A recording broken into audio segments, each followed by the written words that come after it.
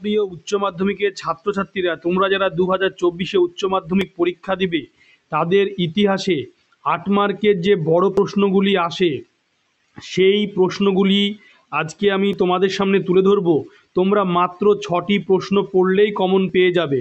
সেই প্রশ্নগুলি কি কি তোমরা একবার ভালো করে দেখে নাও, এই প্রশ্নগুলি তোমরা রেডি করে ফেলো।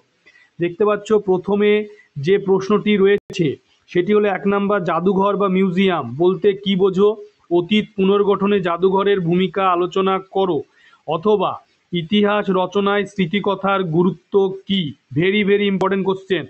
এরপরে তোমরা দেখতে পাচ্ছ যে 2 দাগ, সেই 2 দাগে রয়েছে উপনিবেশবাদ ও সাম্রাজ্যবাদ বিষয়ে হবস অ্যান্ড লেনিন তত্ত্ব আলোচনা করো। অথবা ঈশ্বরচন্দ্র বিদ্যাসাগরের শিক্ষা সমাজ সংস্কারের বিবরণ দাও। 3, কান্টন বাণিজ্যের মুখ্য বৈশিষ্ট্যগুলি কী ছিল? এই বাণিজ্যের অবসান কিভাবে হয়েছিল? অথবা আলিগড় আন্দোলনের সংক্ষিপ্ত বিবরণ বা পরিচয় দাও। ভেরি ভেরি ইম্পর্টেন্ট কোশ্চেন, তোমরা এখন থেকে রেডি হয়ে নাও।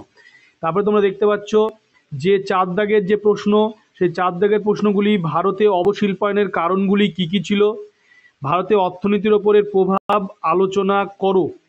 অথবা ব্রিটিশ শাসনকালে ভারতে আদিবাসী ও দলিত সম্প্রদায়ের আন্দোলনের বিবরণ দাও। বিভাগ কয়ে তোমরা এই 4টি প্রশ্ন করলে 4টেতে 4টেই তোমরা কিন্তু কমন পেয়ে যাবে।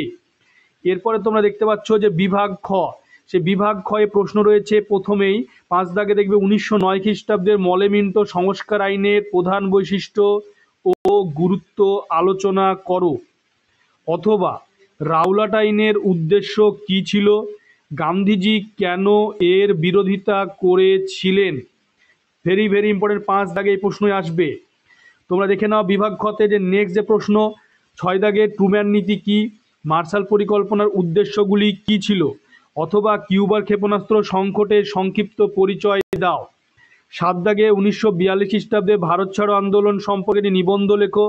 অথবা সার্কের উদ্ভবের প্রেক্ষাপট সম্পর্কে আলোচনা করো, এর উদ্দেশ্য কি ছিল? Very very important question.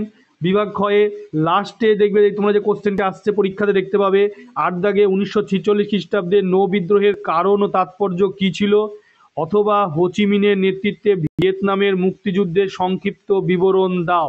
Very very important question, এই কটি কোশ্চেন করলেই তোমরা 8 মার্কে কমন পেয়ে যাবে। তোমাদের যদি ভিডিওটি ভালো লাগে তোমরা লাইক কমেন্ট ও শেয়ার করবে।